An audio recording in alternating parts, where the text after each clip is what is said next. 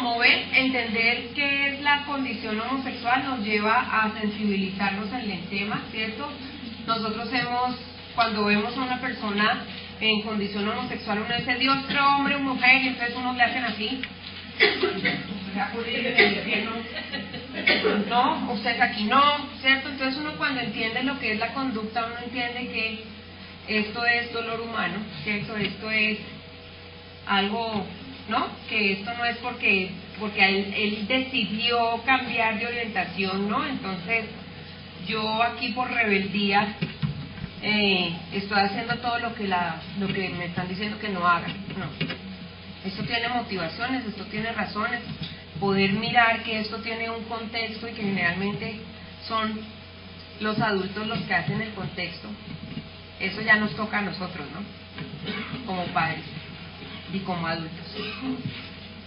Entonces, una cosa es la persona que pide ayuda para cambiar su orientación, sabe, reconoce una atracción hacia alguien de su mismo sexo, reconoce que hay una relación emocional que implica también un contacto sexual, lo reconoce, no lo desea, generalmente no lo desea porque tiene una relación que está cada vez más siendo más no lo desea porque es una relación que está siendo cada vez más estrecha con Dios. Creo que la motivación única para que una persona decida volver a tener una orientación como Dios lo creó es Dios mismo.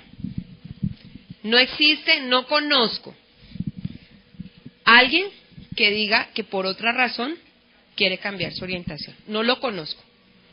Las personas que han llegado a nosotros y las que yo he conocido a través de mis colegas o aún a través de personas expertas como estas que les he nombrado, ellos tienen motivaciones muy grandes, pero tienen que ver con lo espiritual, o sea, tienen que ver con Dios. Entonces, quisiera un poquito adentrarlos a un tema que es muy preocupante, que 400 organizaciones en el mundo se han unido para que hoy podamos darnos cuenta que existe un movimiento totalitario, silencioso, que está acabando con la democracia de los países, porque esto tiene un telón de fondo, pero no solamente eso, o sea, no solamente la ayuda a los homosexuales lo que va a ocurrir, y saber qué es lo que, si la agenda sigue avanzando, lo que tenemos que esperar que suceda, es la razón por la cual hice esta investigación y se las voy a presentar a ustedes. Entonces, tiene que ver con la agenda gay y las políticas públicas de sexualidad en el distrito, o sea, en Bogotá. Para poder entender y reflexionar acerca de los alcances de la agenda gay en los lineamientos de la política pública distrital de sexualidad, ¿desde cuándo están estos lineamientos? A partir del 2012 y van hasta el 2022. O sea, Petro gestó la política pública que va a regir durante 10 años más. Entonces, para esto debemos establecer algunos términos como diferentes, la diferencia en algunos términos, como yo les hablé que hay una diferencia entre gay y homosexual.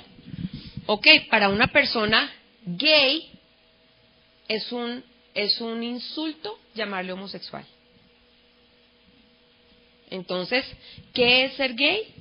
Gay es un término en inglés que significa alegre, bonita, radiante, vida promiscua, y en 1951 se comienza a usar para referirse a homosexual. El otro término que quiero aquí poner delante de ustedes es ¿qué es agenda gay o ideología gay? Lo que muchos llaman homosexualismo. Es promulgada por homosexuales. Perdón, es que si yo hago esto y no lo hago bien, entonces ya. Es promulgada por homosexuales activistas, por homosexuales encubiertos en posiciones de poder, en espera de que esta conducta sea impuesta para salir del closet, o por aquellos que no son homosexuales para proteger amigos o familiares, o que ingenuamente están mal informados. Eso es lo que se le llama ideología gay. Pero existe una cultura gay o pro-gay. ¿Qué es? La cultura pro-gay es uno de los rostros visibles más eficaces que está llevando una revolución totalitaria silenciosa. El hombre gay, feliz en inglés, será el prototipo de este nuevo modelo de hombre, libre de toda determinación, ha elegido desde su propia libertad, sin determinación alguna, determinación como cuál, como la naturaleza, la familia, la sociedad, la religión o Dios, su propia identidad. Y para ello necesita destruir o desconstruir todo lo que considera limitación o impedimento. Este nuevo totalitarismo está poniendo al servicio de la cultura pro-gay todos sus recursos y medios, políticos, económicos, sociales, culturales, educativos, jurídicos, científicos, mediáticos, o sea, todo. La introyección de esta nueva antropología a través de la cultura pro-gay está dando sus resultados, especialmente las nuevas generaciones que están siendo manipuladas como nunca se haya visto en la historia de la humanidad. O sea, ¿qué va a ocurrir de aquí en adelante? La manipulación y la persecución serán los dos instrumentos privilegiados de esta nueva introyección. O se asumen los principios totalitarios o se será duramente perseguido.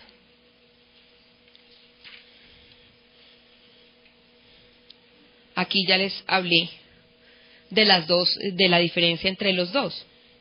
¿Qué relación tiene la agenda gay con los lineamientos de la política pública distrital en sexualidad en Bogotá? Para poder entender las propuestas de la política pública de sexualidad, debemos hacer un poco de historia. Entonces, déjenme hablar un poquito de la historia. ¿Por qué llegamos hasta acá?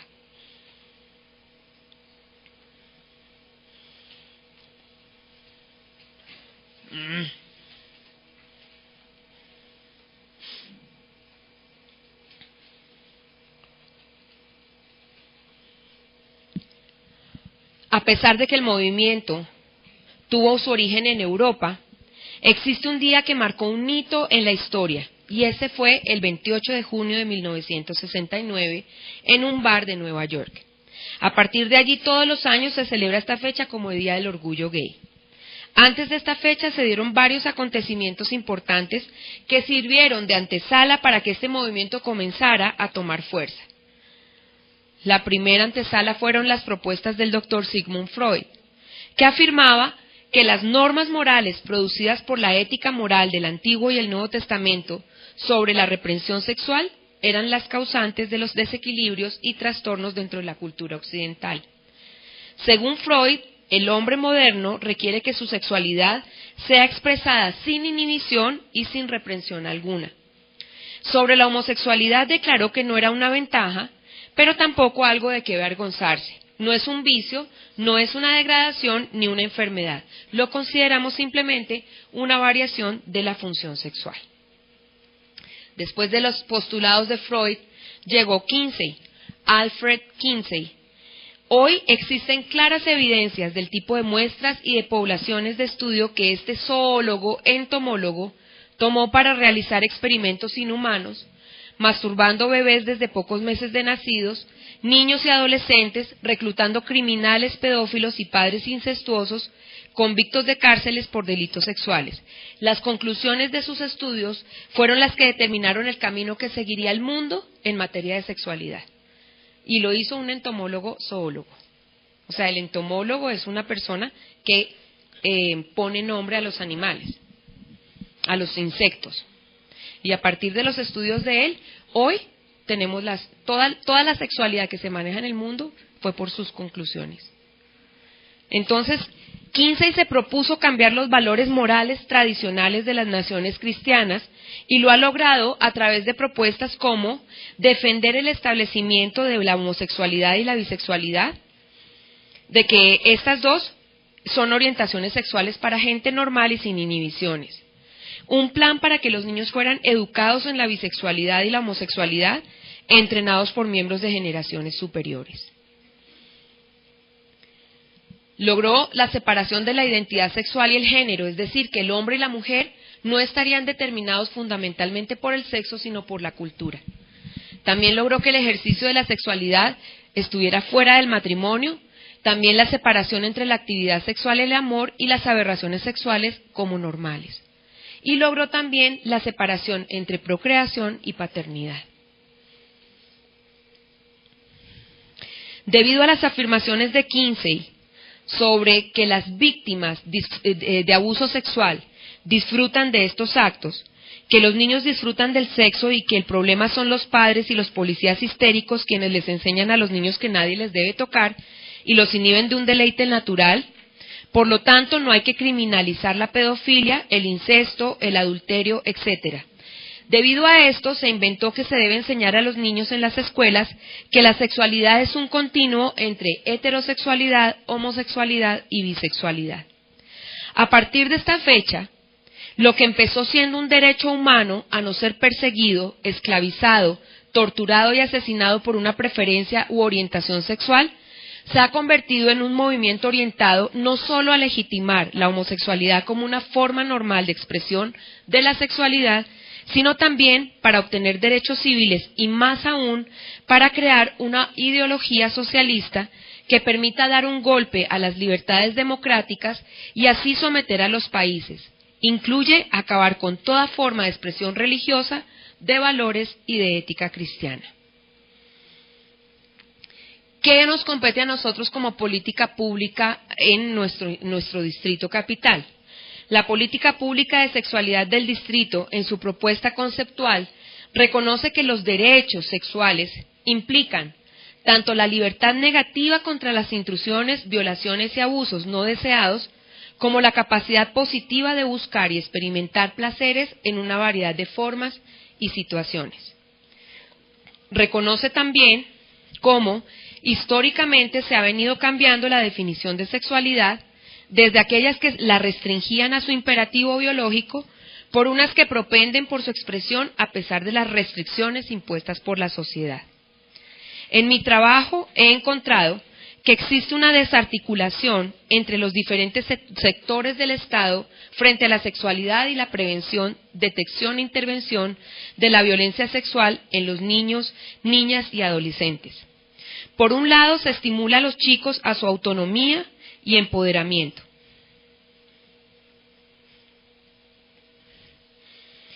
Entendidos como la capacidad de decidir sobre su sexualidad y reproducción con responsabilidad y creatividad, y el derecho de su exigibilidad para el ejercicio de una sexualidad plena. Además, dentro de su línea de acción, propone promover la formación para el autocuidado, el autoconocimiento, el afecto, el placer, el erotismo y la reproducción desde la primera infancia. O sea, perdónenme, ¿cómo se le va a hablar a un niño de 4 años sobre erotismo, placer? ¿No? ¿Cómo podemos entender eso dentro del desarrollo psicosexual de un niño? A través de todos los ámbitos y espacios vitales en el marco de una cultura de convivencia, tolerancia y respeto por la diferencia. Propiciar espacios de diálogo social diverso para la constante resignificación y transformación de imaginarios sobre sexualidad, incluyendo activamente a los medios de comunicación escritos, radiales, televisivos, virtuales y cinematográficos, ampliando los discursos y contribuyendo a desmitificar los imaginarios alrededor del cuerpo, el placer, lo erótico afectivo y lo sensual, y eliminar los estereotipos y roles de género para una comunicación libre de sexismos. Enfatiza la lucha contra el racismo, la discriminación, los estereotipos sexistas y roles que afectan los imaginarios, conceptos y realidades de la sexualidad, así como la generación de una cultura de convivencia, tolerancia y respeto por la diferencia. Se estimula a los jóvenes al uso de anticonceptivos y especialmente del condón, sin tener en cuenta las implicaciones y limitaciones de comprensión que tienen frente a su desarrollo psicosexual y el uso de estos entendido en su ser de manera integral e integrada. En estas políticas públicas de sexualidad no están claros los lineamientos frente a qué edad los niños y niñas y adolescentes entienden y consienten actos sexuales. Por otro lado, el Código Penal colombiano Considera un delito el acceso carnal abusivo, entendido como todo acto sexual intencional cometido a un menor de 14 años. Entonces tenemos que las personas que están trabajando en materia de sexualidad estimulan a los niños a tener contacto sexual desde que ellos quieran. Y se les olvida el pedacito de que tenemos un código, ¿cierto?, que nos habla de que un niño menor de 14 años, todo acceso carnal a un niño de menor de 14 años es abuso sexual y es un delito. En la práctica, sabemos que muchas de las relaciones sexuales que tienen nuestros jóvenes mayores de 14 años no tienen un consentimiento válido y que la información sesgada al uso de los anticonceptivos no ha dado resultado. Entonces, tenemos esto que simplemente sacan los periódicos, ¿cierto? Convivencia precoz, cuna de embarazo adolescente. Nuestras chiquitas están yéndose a vivir con los chicos desde más o menos empiezan a menstruar, ¿cierto? Y los padres las dejan embarazadas y entonces encontramos que hay más de 40.000 padres irresponsables donde no se sabe de quién ha sido el papá de ese niño. Toda esta situación responde a algunos puntos de la agenda internacional que se está cumpliendo, en cuyo manifiesto publicado en 1987 cita lo siguiente.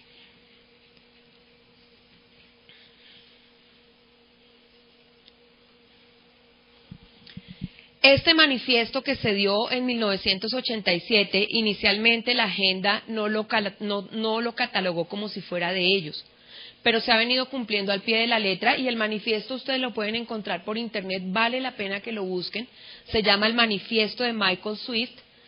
Ellos plantearon 15 puntos, yo solamente voy a hablar de 5 de los 15 puntos de esa propuesta. El primer punto es: todas las leyes que prohíben la actividad homosexual serán revocadas, en cambio se creará legislación que engendre amor entre los hombres. ¿Esto cómo se ha llevado a cabo? Ecuador, Bolivia, Suecia, Canadá, México e Inglaterra la han declarado como un derecho civil protegido. 14 países han aprobado el matrimonio gay. Ahí ustedes los ven, nosotros los que están en amarillo son los que están en América Latina, Argentina, Uruguay y Brasil. En Estados Unidos 9 estados y el Distrito Federal de México. Y nosotros en este momento reconocemos las uniones civiles entre personas del mismo sexo, porque hubo un grupo de personas que hace 2 años frenó que se diera la aprobación para el matrimonio gay, pero eso está a puertas de volverse a proponer.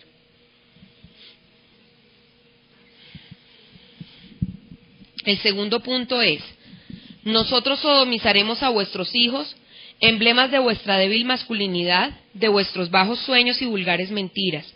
Nosotros los seduciremos en sus escuelas, en sus dormitorios, en sus gimnasios, en sus vestuarios, en sus zonas deportivas, en sus seminarios, en sus grupos de jóvenes, en los cuartos de baño de teatros y cines, en los dormitorios de sus ejércitos, en sus paradas de carreteras, en todos los clubes de hombres, en los congresos, en cualquier sitio donde hombres estén junto a hombres. Vuestros hijos serán nuestros siervos y lucharán por nosotros. Vuestros hijos serán reconstruidos según nuestra imagen. Vendrán para desearnos y adorarnos. En varias jurisdicciones de Estados Unidos, porque aquí toca poner a Massachusetts, se ha impuesto a la fuerza su enseñanza de la homosexualidad. Los padres que se oponen a ella son arrestados. En este momento, en muchos colegios está el Día del Orgullo Gay y todos los alumnos deben apoyar el Día del Orgullo Gay. Todos tienen que llevar algo para apoyar el Día del Orgullo Gay. Se ha diseñado currículos para que los niños escojan si desean ser hombres o mujeres y se ha enseñado la teoría de la perspectiva de género con contenido altamente erótico y homosexual. En Colombia, hace algunos años se vienen dictando talleres sobre la diversidad sexual para combatir la homofobia y la discriminación en los colegios, planteando la posibilidad de ser lo que tú quieres ser.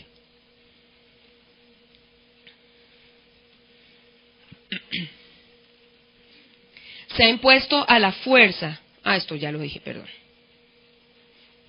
El tercer punto es este: cualquier hombre contaminado con la lujuria heterosexual automáticamente será excluido de una posición de influencia. Todos los machos que insistan tontamente en lo heterosexual serán llevados ante la justicia homosexual y se harán hombres invisibles. Y aquí sí me van a perdonar el regaño. nos acorralaron.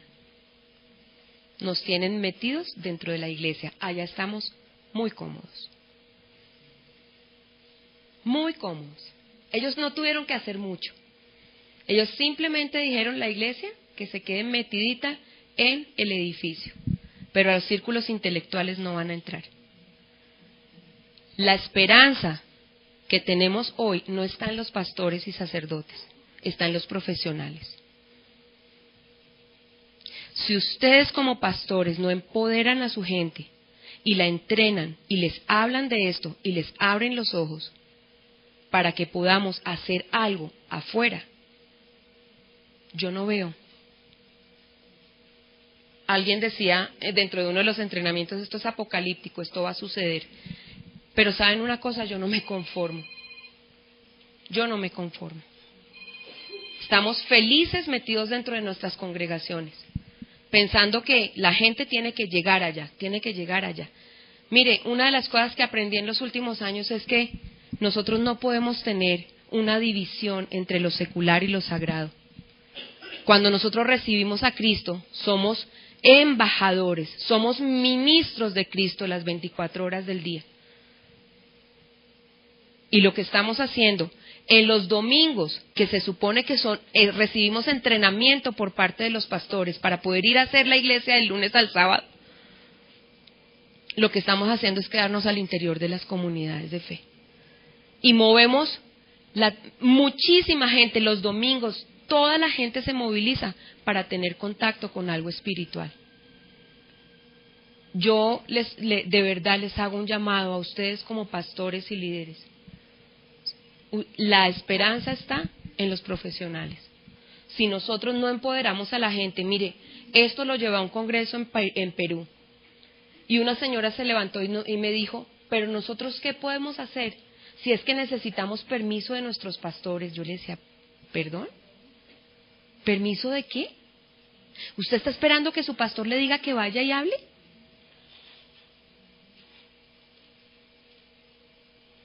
Eso es, perdóneme, pero eso me asombra. Todo aquel que tiene algo de fe en Dios, en Jesucristo, necesita pararse firme y decir, yo no quiero esto. Usted papá, usted mamá, porque no va a ser a través del fuero eclesial. Eso sí, téngalo por seguro. Se han aprobado leyes que le permiten al Estado perseguir a todo el que exprese no estar de acuerdo con la conducta homosexual y acusarlos bajo crimen de odio. Sacerdotes y pastores han sido procesados criminalmente por decir que la homosexualidad es pecado. Para el movimiento gay, cualquier expresión externa de la fe es imprudente, ofensiva y hasta criminal. Se culpa a los cristianos por los terribles abusos y crímenes de los cuales han sido objeto algunos homosexuales. Yo no sé si usted ha escuchado, pero la ley Obama tiene lo políticamente correcto. ¿Qué es lo políticamente correcto? Usted no puede nombrar a Dios en ningún espacio, en ninguno, porque eso es políticamente incorrecto. Otro punto, la familia, el lugar donde nace la mentira, la traición, la mediocridad, la hipocresía y la violencia será suprimida. El grupo familiar que solo enfanga la imaginación y contiene el libre albedrío debe ser eliminado. Muchachos perfectos serán concebidos y cultivados en el laboratorio genético. Ellos serán vinculados juntos a la educación comunal en el control y la instrucción homosexual. Eso está pasando hoy. ¿Qué está pasando, por ejemplo, entre las mujeres de condición lésbica? Una de ellas entrega su óvulo, lo fecundan con un semen de un banco y lo ponen en el vientre de la pareja. Y así ellas dicen que tienen un hijo, porque es su óvulo puesto en el útero de su pareja. Eso es muy común ahora. Están alquilando vientres de África subsahariana, de todas las niñas de África, están alquilando vientres. No necesitan ni siquiera adoptar, porque las mujeres por plata dejan que pongan semen en sus vientres. en algunos estados de Estados Unidos se ha decretado que las palabras matrimonio, familia natural y valores familiares son palabras ofensivas en el lugar de trabajo. Se ha cambiado la palabra padres por progenitores y se propone que los padres no tengan autoridad sobre el derecho y la privacidad sexual de sus hijos. Se ha propuesto bajar la edad para la emancipación de los niños a los 16 años y autorizar el cambio de sexo en el certificado de nacimiento. En algunos países han propuesto eliminar la palabra mamá y en su lugar usar frases como mujer gestante, y los hijos entonces serán material genético producto del nacimiento. En la política pública distrital de sexualidad se establece un comité intersectorial distrital de sexualidad y géneros en el cual no hay presencia ni representación por parte de los padres y tampoco de ningún sector de la Iglesia, existiendo representación de los demás sectores como mujeres, masculinidades, organizaciones LGTBI, comunidades étnicas, discapacidad, comunidades campesinas, personas adultas y en situación de desplazamiento. Algunos políticos luchan por bajar la edad para consentir tener relaciones sexuales a edades tempranas.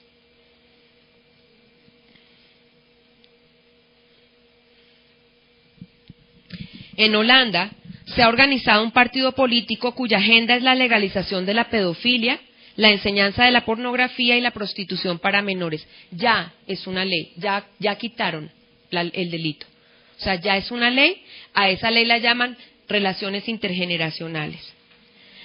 Se han creado organizaciones internacionales como el NAMBLA, que promueven la relación sexual con niños y niñas, llamando a esta conducta orientación sexual intergeneracional.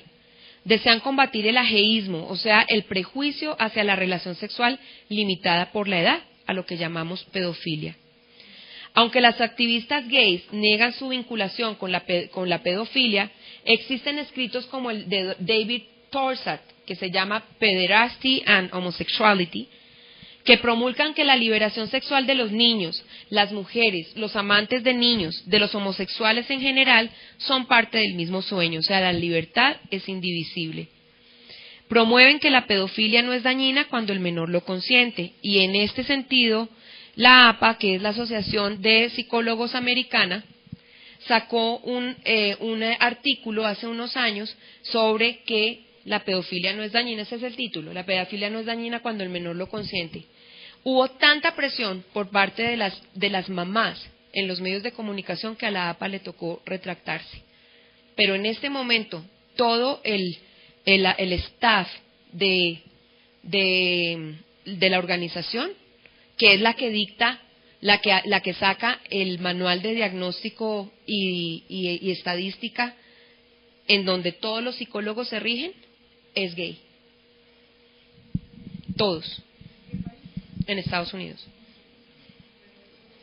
O sea, nosotros tenemos el manual de diagnóstico de estadística y todos los psicólogos se rigen por él. Todos. El DSM-4, correcto. Correcto. El portal de lesbianas de Exploitation publicó: ya que no nos reproducimos, necesitamos producir más lesbianas para poder suplirnos con más parejas sexuales, por lo que debemos ir tras la niñez. Se han cambiado algunas palabras en el lenguaje para poder introducir conceptos más laxos que permitan aceptar más fácilmente otras alternativas sexuales, además de hombre o mujer. Se ha introducido el término género, y ese término se introdujo por una teoría que sacó un señor que se llama John Monnet.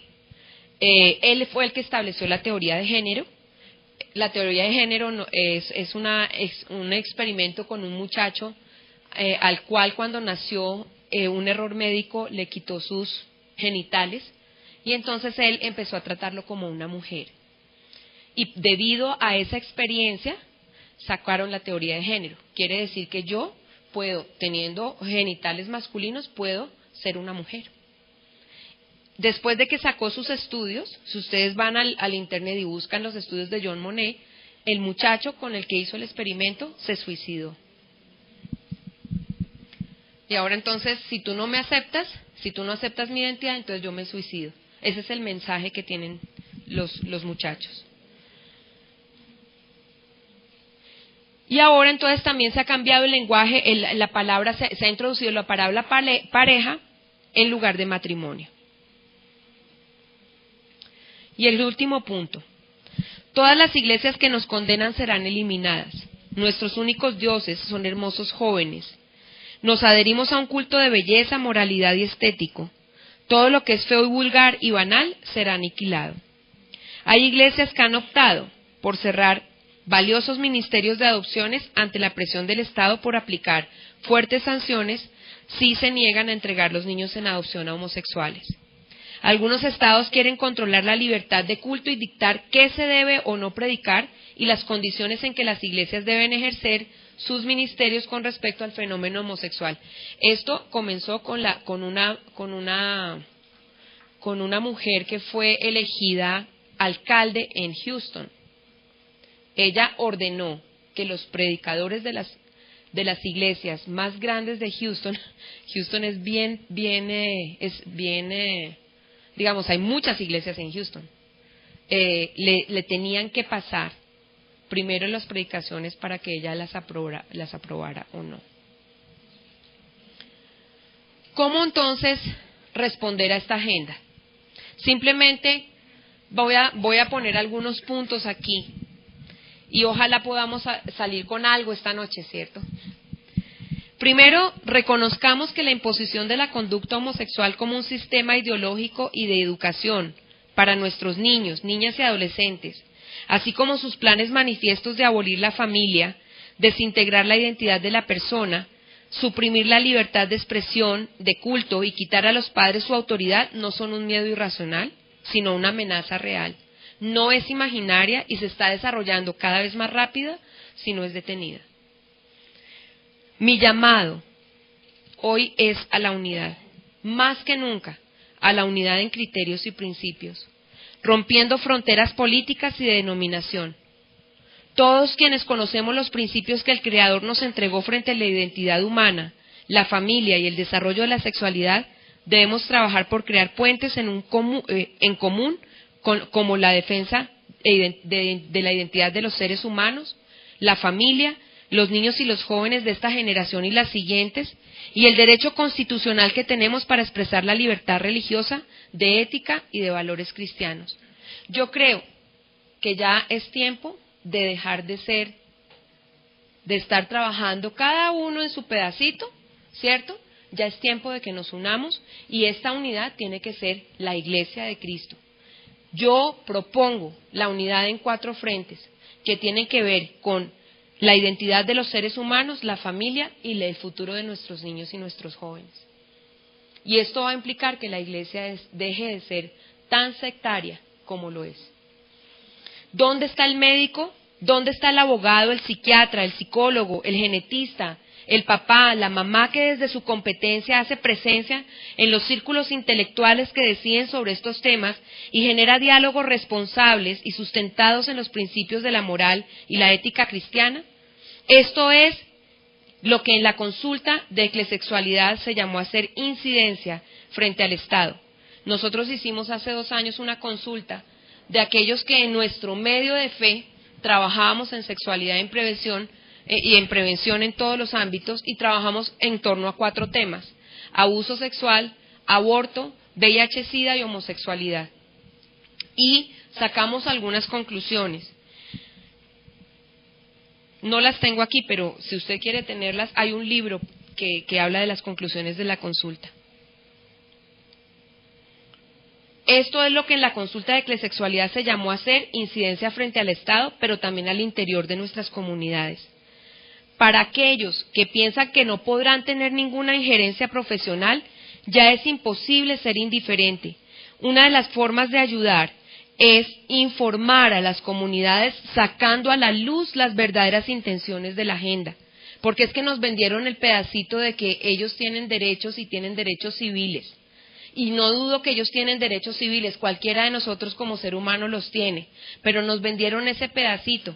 Los alcances de la agenda son muchísimo más grandes, es solamente la punta de la lanza, ya que muchas de las propuestas de esta ideología se han realizado por debajo de la mesa a través de falsificaciones y graves fallas metodológicas y parcializadas, presiones y desinformaciones de la prensa. Y es importantísimo entender que no estar de acuerdo con las propuestas de la agenda gay no me hace ser homofóbico. Porque es que solamente es que tú digas que no estás de acuerdo, entonces ya te tildan de homofóbico. No. Yo quiero poder ayudarles a entender que homofobia es tener fobia, es tener odio, es tener rabia hacia algo o hacia alguien.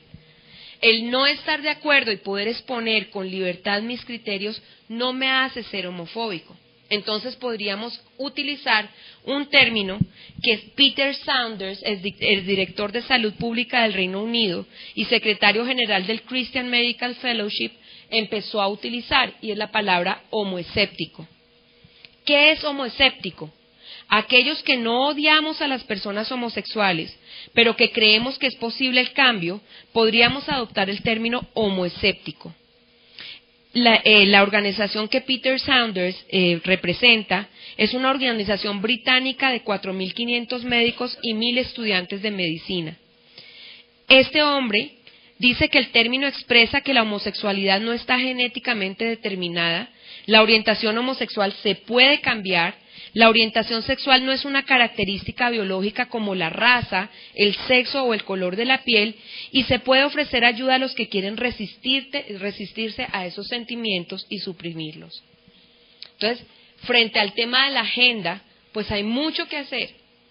Pero ¿qué pasa cuando nosotros encontramos un homosexual que pide ayuda? No sabemos qué hacer con él.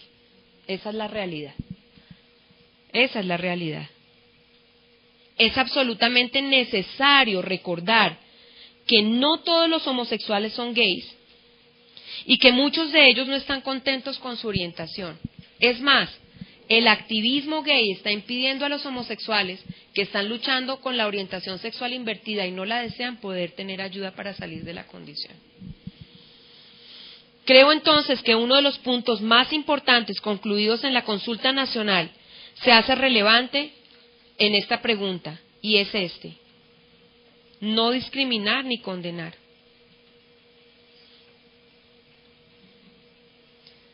A mí me preocupa mucho el diálogo que estamos teniendo en nuestras comunidades con respecto a este tema, porque hemos encontrado que muchas personas de las comunidades de la fe, cuando encuentran una persona con orientación sexual diferente a la que uno espera, le dicen: tú tienes que cambiar tu orientación para acercarte a Cristo. Si no cambias, tú te vas para el infierno. Eso es lo que dice Dios. Y yo me pregunto si para un Dios santo el chisme, la mentira, el adulterio, el abuso sexual, la violencia intrafamiliar no es lo mismo que la orientación homosexual. Yo también me pregunto si Dios primero me pidió que yo cambiara mi forma de actuar para Él acercarse a mí. ¿No fue más bien al contrario? ¿No fue más bien que yo conocí a Cristo y producto de conocer a Cristo mi vida cambió? Creo que nuestro diálogo y la manera como nosotros hemos enfrentado en muchas comunidades de fe no es adecuado. Y cuando nos acercamos a la conducta homosexual y vemos que aquí hay seres humanos que han vivido situaciones muy dolorosas en su vida y que lo que necesitan es ser aceptados y amados, entonces uno como que empieza a cambiar su foco, ¿cierto?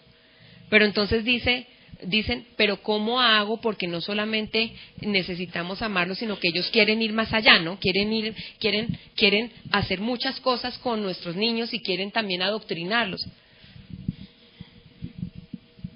Yo no tengo una respuesta hoy, pero lo único que sé es que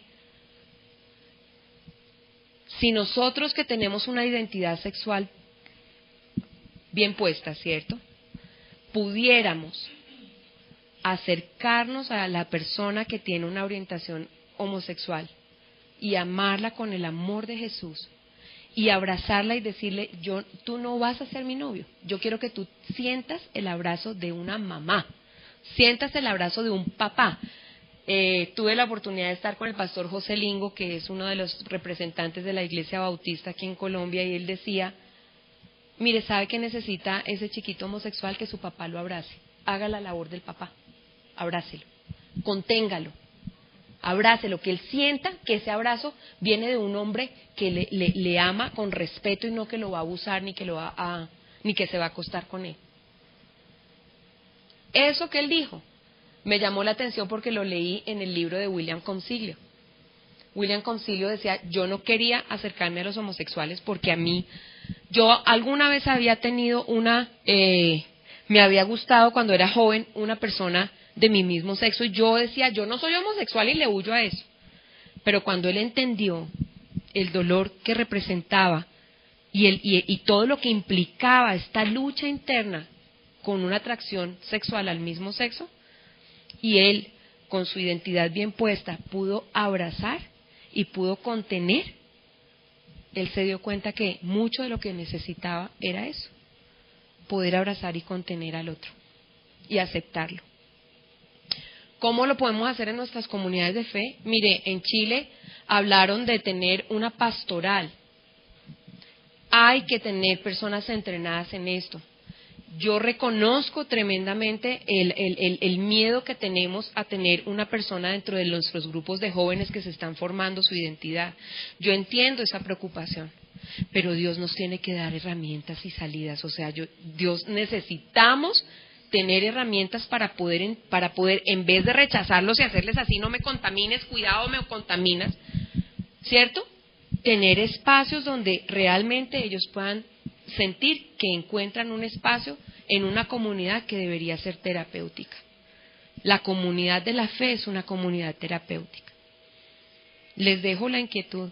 Yo no lo sé, pero miren, el simple hecho de unirnos ya es un gran avance. A mí me preocupa tanto que hay gente trabajando en esto, pero mire, si nos volteamos a ver, esas personas están solas.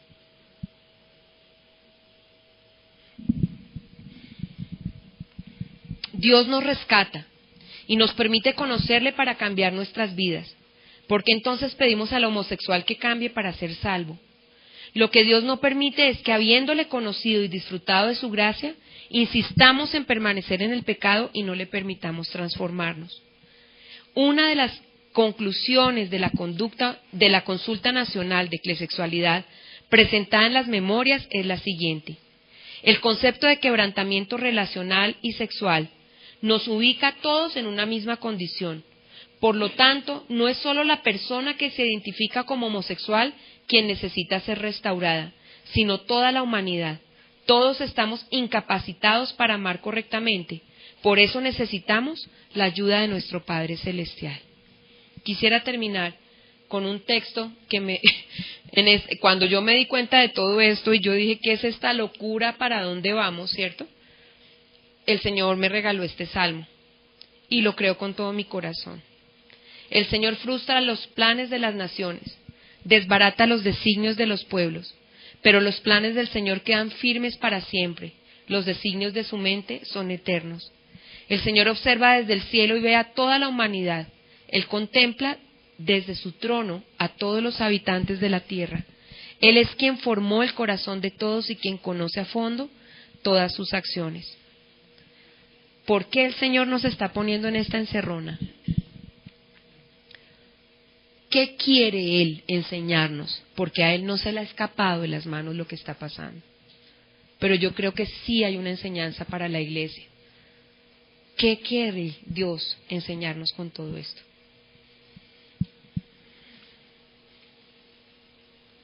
Termine.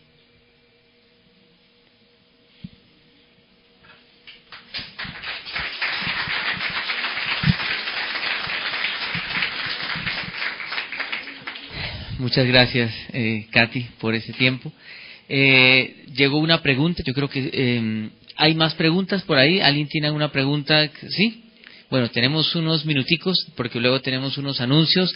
Luego podemos ir repartiendo, hay unas hojitas que se llama encuesta, es una evaluación. Queremos recoger sus opiniones porque queremos seguir haciendo seminarios en el CBT. Inclusive al final dice qué temas son de interés para seguir trabajando. Mañana empiezan las clases en el CBT, 2 materias, panorama del Antiguo Testamento y herramientas de estudio bíblico, pero empiezan otras 2 materias más. Entonces, estas 2 son para los que quieren iniciar. Vamos a repartir estas hojitas. Mientras las repartimos, las pueden ir llenando y también escuchamos preguntas. Entonces, vamos a, de manera ordenada, si alguien tiene una pregunta, levanta la mano o me hace llegar la hojita, por favor. Eso. ¿Hay otra pregunta que la tienen escrita? ¿No? Si no la tienen escrita, bueno, levanta la mano, tenemos unos minutos todavía. Dice, gracias. Uy, ahora sí llegaron todas. Vean.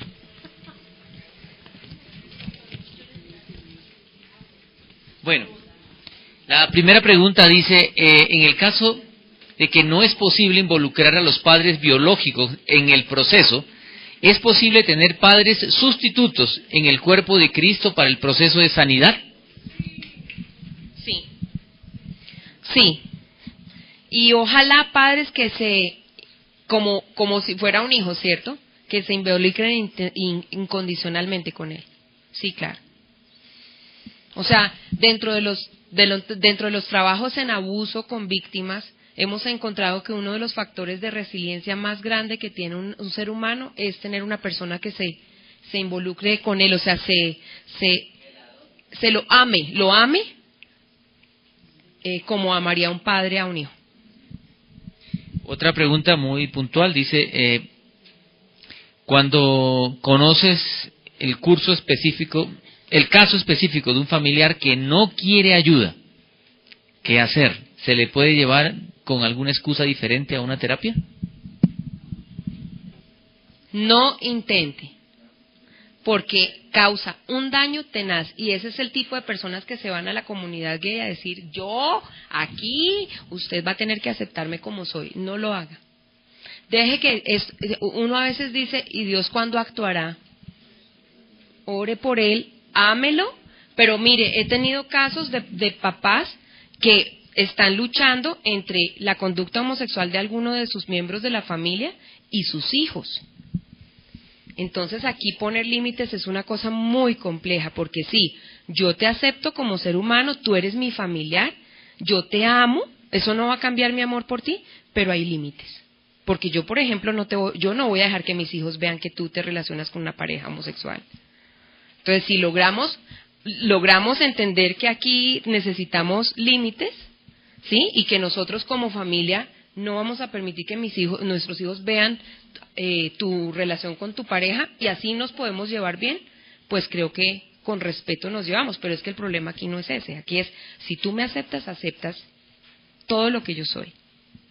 Entonces es muy difícil, es una situación muy compleja. Además de orar, ¿cómo puede ayudar la iglesia? Cuando un joven viene a la iglesia y tiene esa conducta, ¿qué podemos hacer? Uy, esa es la pregunta del millón. Yo creo primero que nosotros tenemos que acercarnos y sensibilizarnos frente al tema de la conducta homosexual. O sea, poder entender qué es esto, ¿cierto? Muchas veces van a la fundación y dicen, doctora, por favor cámbiemelo. No, yo no voy a cambiar la conducta, la orientación sexual de su hijo. Más bien arreglemos los problemas de disfuncionalidad que hay en su casa primero. O sea, pongámosle una plataforma a esto para que él en algún momento decida tener la oportunidad de un cambio, pero ese no es el cambio, o sea, esa no es la meta inicial, no es esa. ¿Y la iglesia? Dios mío. ¿Hay alguna pregunta? A ver, por ahí, si te pones de pie, nos ayudas para escucharte mejor. Gracias.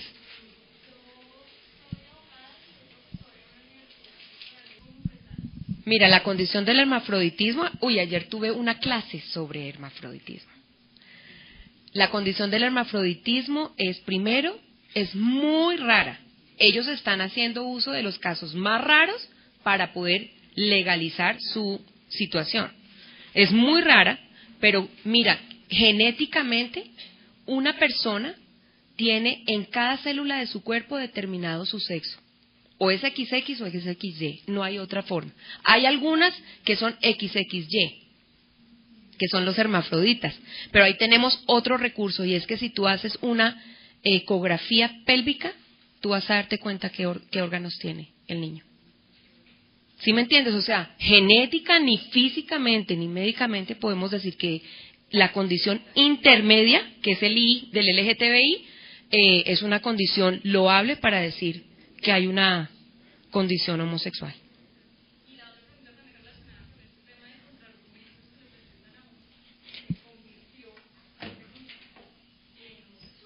Uh-huh.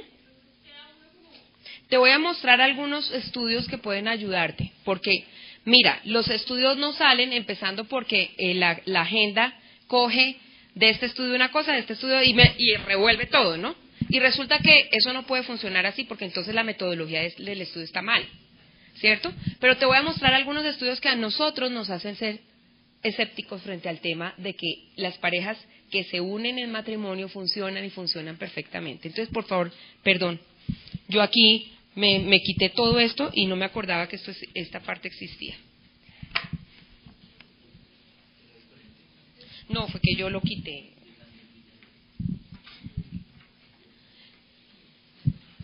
Esta es una revisión, son 253 estudios que se han dado con grupos etarios adecuados, con metodologías adecuadas, ¿cierto? Que tienen controles específicos y buenos, porque es que aquí si ponemos 60 parejas heterosexuales que se piden para hacer el estudio, eso no tiene sentido. Entonces yo les voy a mostrar, ahí están en el pie de página de dónde salen los estudios.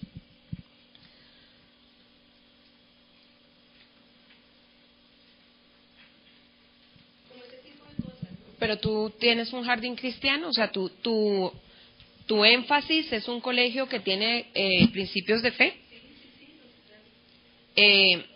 Mira, desde todos los ámbitos, desde Obed, ustedes deben estar inscritas en Obed, ¿o no? Ok, bueno, ellos están pidiendo al gobierno que no se les imponga un principio que nosotros no podemos abrazar, ¿cierto? Y que tenemos el derecho por constitución, por libertad de culto, o sea, por libertad de tener colegios con principios cristianos, ¿sí? El hecho de que vengan niños, sí, se les debe atender, claro, o sea, uno no puede discriminar, pero yo sí puedo hablar del principio. O sea, mi labor es poder dar el principio, sin discriminar. Pero el principio aquí es que Dios nos creó hombre y mujer. ¿Me entiendes? Es una cosa delicada. ¿Cómo lo vamos a hacer? ¿Cierto? Pero bueno, estamos en esa lucha. Yo no tengo respuestas. Realmente no las tengo claras. Pero en caso de que se llegue a dar, mira, ¿cuál fue el problema de este muchacho que se suicidó? Si tú ves todo el trasfondo del muchacho que se suicidó, él era hijo, él estaba con la abuela, ni siquiera con la mamá. El papá lo abandonó a ese muchacho. Hoy la mamá, me decían, dentro de uno de los grupos que trabajé últimamente, había una señora que era amiga de ella, de la mamá. La mamá quedó muy mal, ¿cierto? O sea, uno ve la historia de ese muchacho y él dejó 2 cartas, una para la abuela y otra para la mamá, y la carta para la mamá decía a quien pueda interesar. O sea, si uno ve el contexto de ese muchacho, tiene todo que ver con lo que vimos. Pero ¿qué pasó? Que entonces la comunidad, él entró dentro del movimiento estudiantil LGTBI. Ellos son supremamente agresivos. Y él, ¿por qué está hoy la directora y la psicóloga involucradas casi que para entrar a la cárcel? Porque parece ser que hubo maltrato. Entonces, esas cosas, o sea, tratar de entender que ellos, o sea, que él es un ser humano igual a mí, que no tengo ningún derecho de maltratarlo, ¿cierto? Eso es una cosa, pero que yo, producto de aceptar ese derecho humano, tenga que empezar a enseñar lo que ellos quieren que yo enseñe, esa es otra cosa. Sí, entonces como ellos quieren revolver todo, no, espérese. Como hizo el pastor Marco Fidel Ramírez ahoritica él hizo una postulación excelente frente al tema del matrimonio, de la adopción homosexual, y lo hizo en debate con un activista, y el activista terminó diciendo, es que esto es discriminatorio. Él dijo, no, el hecho de que yo planteé una posición distinta no me hace ser homofóbico. Él mismo lo dijo. Entonces ellos revuelven todo, y como todo está revuelto, entonces tenemos que seguir para donde ellos nos llevan. Entonces tenemos que como con pincitas, ¿me entiendes? Pero reconozco que es muy complejo.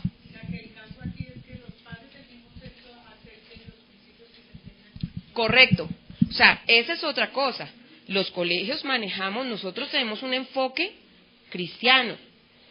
Si ustedes quieren entrar a este tipo de enfoque, ustedes deben asumir nuestros principios. Otra pregunta. Señor. Bueno, en cuanto a eso, nosotras como con los papás que tenemos en este momento, ¿cómo podemos como orientarlos frente a ese tema que vimos hoy? O sea, ¿cómo podemos como involucrarlos de la importancia de este tema? Dales el tema. O sea, dales el tema el primero. La idea es pasarles la posta. O sea, ¿tú crees, tú estás convencida de lo que oíste? Hazlo tú. Si no, pues para eso estamos en la fundación. Sí, pero la idea es que ellos puedan ver de qué se trata, porque hay mucha ignorancia frente al tema de la condición homosexual. ¿Sí? Se los voy a pasar en PDF. Ustedes van a hacer sus presentaciones, pero ahí van a tener la base para hacerlo. ¿Sí? Señora. No, aquí hay una pregunta, sí. Mira, yo creo que esto, lo que yo dije fue, no va a ser a través de los pastores y sacerdotes, pero tú eres la iglesia. O sea, tú tienes principios. Ahora, yo creo que nos acercamos a un momento en la historia donde muchos vamos a salir sacrificados por esto. Y vamos a tener que decidir si vamos a seguir nuestros principios o no. ¿Sí me entiendes? Eso se viene. Y entonces aquí yo creo firmemente que Dios es soberano y nos han enganchado con muchas cosas. Si tú dices tal cosa, te quito la tarjeta. Tú vas a tener que decidir si sigues con tarjeta o sin tarjeta. O sea, esto es cuestión de principios que nosotros no podemos abrazar, ¿me explico? Entonces, si tú reconoces los principios de Dios y reconoces que hay un Dios que te creó, hay muchas cosas que tú no estás de acuerdo. Con respeto, como últimamente se han presentado los estudios, mira, nosotros, es más, todos ustedes apoyaron y muchísimas gracias por apoyar, recogimos firmas para poder cambiar el artículo 41 de la Constitución, que habla de que el niño tiene derecho a tener papá y mamá. Entonces, cuando dicen el niño tiene derecho a tener una familia, entonces quieren quitar papá y mamá, ¿cierto? Y nosotros estamos pidiendo que eso se mantenga y que además se añada al 41 de que es por un papá y una mamá. Pero estas son cosas que se deben trabajar unidos. A la final, tú vas a tener que decidir por dónde te vas. Sí, señora. No lo coge.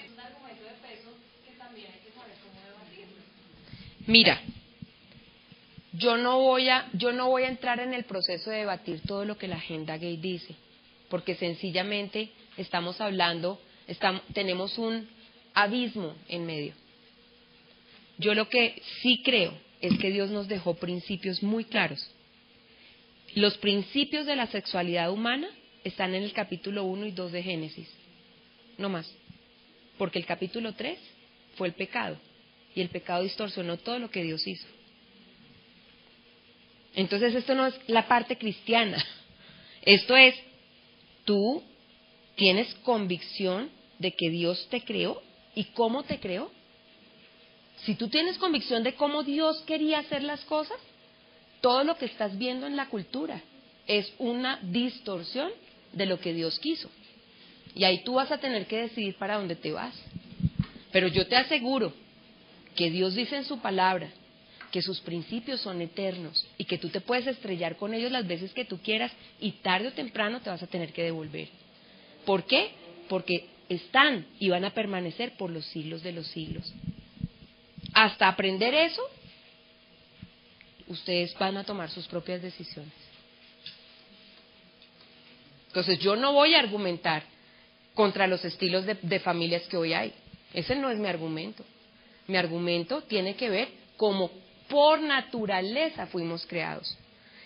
Puedo nombrar a Dios o no nombrarlo, quita a Dios, o sea, la palabra Dios, pero tú fuiste creada por naturaleza de tal forma.